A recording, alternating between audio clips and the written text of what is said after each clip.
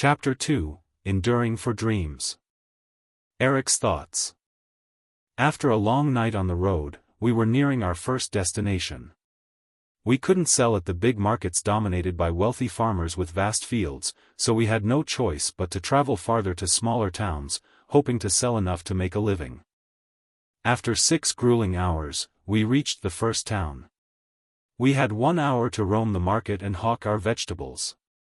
I slung a heavy basket of carrots onto my back, over 15 kilos, straining my shoulders and spine. It hurt, but I had to push through. "Hey, miss, buy some fresh Ling-A-Win carrots," I called out to a vendor, forcing a smile. We walked over 4 kilometers, weaving through shops and stalls. Time flew by, and soon we were back on the truck, heading to the next town.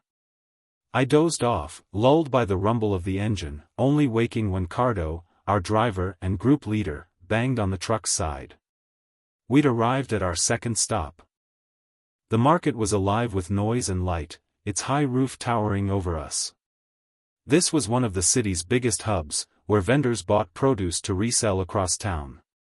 It was a good spot for us, buyers came to us, so we didn't have to peddle on the streets. Since it was late, our group decided to spend the night here and continue traveling tomorrow. Even at the edge of the market, people approached to buy, even if just a kilo or 2. It was slow, but safer than risking a trip to the next town, where rebels might target our truck. To them, we were prey, our vegetables a prize to feed their cause. I sold with energy, thrilled by the city's bustle compared to our quiet village.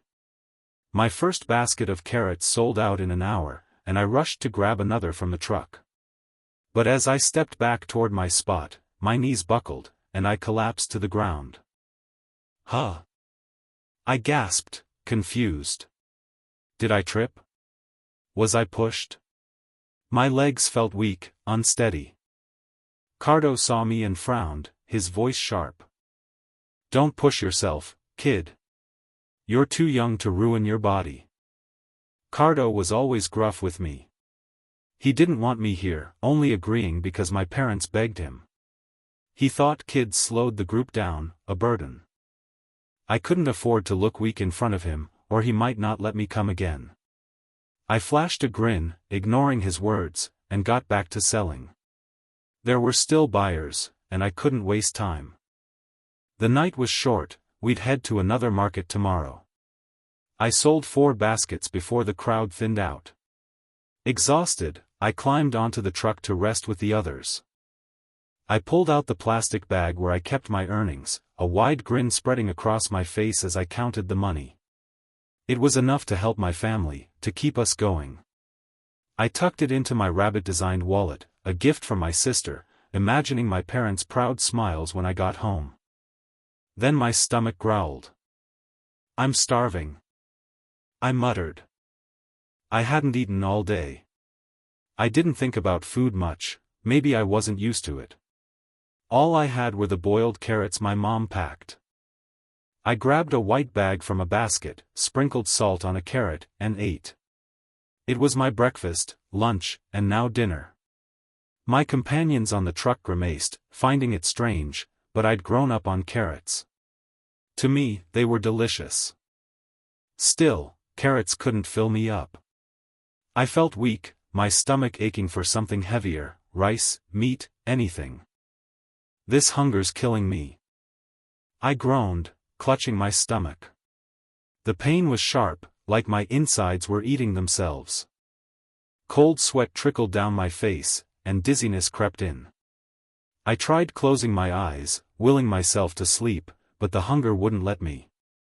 End of thoughts. "Mama, Papa, I can't take it anymore," Eric whispered, wincing in pain. He stood, rummaging through his basket for more food, knowing it was empty but hoping he'd missed something. His mind felt foggy, his body at its limit. The pain was unbearable, and he'd do anything to make it stop. "This hurts too much," he groaned. Grabbing his wallet, Eric climbed off the truck. All he could think about was finding food or medicine to ease the pain. Each step was a struggle, his face tight with effort. Cardo noticed him leaving. "Hey, carrot boy. Where are you going?" he shouted from the driver's seat. Eric turned, explaining his stomach pain. Cardo understood but hesitated, his hand pausing over his bag. He had a piece of bread but didn't offer it, torn by his own needs and Eric's miserable state. He knew how tough Eric was, working so hard at such a young age. Finally, he let Eric go, warning him about rebels and thieves lurking at night. Eric nodded, fear flickering in his chest, but the hunger pushed him forward. He stumbled through the streets, weak and dazed, until he reached a small diner. Even at nearly 11, a few people were eating inside. The rich aroma of food hit him, making his mouth water. The dishes seemed to glow, tempting him with every scent. He imagined sinking his teeth into them, losing control to his hunger. Eric's thoughts. The food smells so good. Just looking at it, I know it's delicious.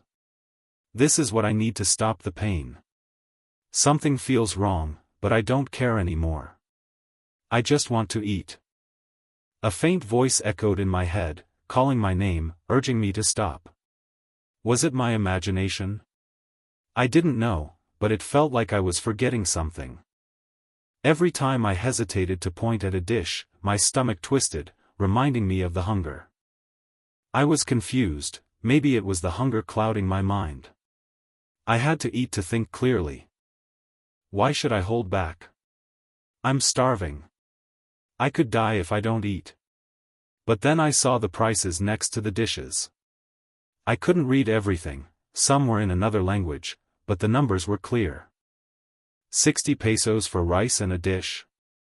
That's insane. Back home, rice costs 5 pesos, and a dish is 10. I asked why it was so expensive. The vendor looked at me, puzzled, and said, "You're not in the mountains, kid. This is city life." That's when it hit me, how different this place was from our village. The diner was bright, with electric fans, clean tables, a television, and customers holding gadgets. The streets outside were paved, lined with glowing lampposts. The city had things we didn't: cement roads, tall buildings, modern life. I couldn't complain about the differences. Then I thought of my sisters, who I wanted to send to school in Manila. If they studied there, they wouldn't gawk at the city like me, feeling foolish. Manila, they say, is the capital, a thriving city. If things were this expensive here, how much worse would it be there? I looked at my wallet, realizing how much my sisters would need just to eat every day. City kids had it easy, born into this life. They didn't have to endure the struggles of a provincial kid like me. If I'd been born here, I'd go to a proper school with clean water, lights for studying at night, and good food. I'd walk through tall buildings, see the world from their heights, and hang out with friends without worrying about tomorrow's meals. I'd have a taste of the city kids' lives. But that's impossible for me. I only finished 6th grade. Poverty stopped my education, and I regret not studying harder when I had the chance. That was my last shot at school. Still, it's not too late for my sisters. They're my hope, my treasure. As I thought about them, I closed my eyes for a moment. Then I shut my wallet and walked out of the diner. Strangely, my stomach pain faded. Maybe it was thinking of my sister's future or the guilt of spending money we couldn't spare. But even if the pain was gone, my arms and knees still felt weak, craving energy. Why was I working so hard if I'd let hunger defeat me? I wouldn't die from skipping one meal. I won't give up. I shouted, raising my hands to the sky. Those words fueled my resolve to face life's hardships. The struggles I endured were tests I had to overcome for my dreams. End of thoughts. Eric gazed at the twinkling stars, filled with determination to change his family's life. A boy with big dreams, he didn't know how far they'd take him, but he was ready to try. "All right, I'll sell even more tomorrow," he told himself. As he stepped away, something hard struck his head. Pain exploded, and he crumpled to the street. Darkness closed in, his vision fading. Blood trickled from a wound on his head. In the dead of night, no one saw the attack.